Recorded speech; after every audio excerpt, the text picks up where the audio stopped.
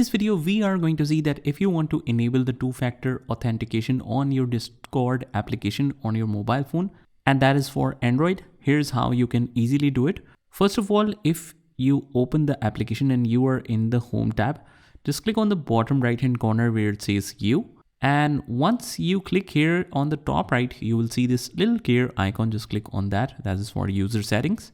And under the account settings section, the second option says account. Just click on that. And it says here how you sign into your account. The third option says enable authenticator application. Just click on that. And you can just download that and link it to that. You can enable two-factor authentication.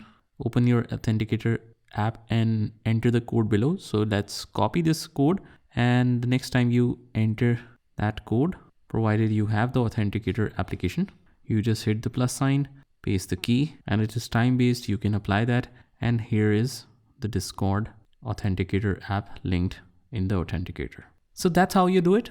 I hope you found this video helpful, and if you did, hit the like button and subscribe to our channel, and I will see you in the next one.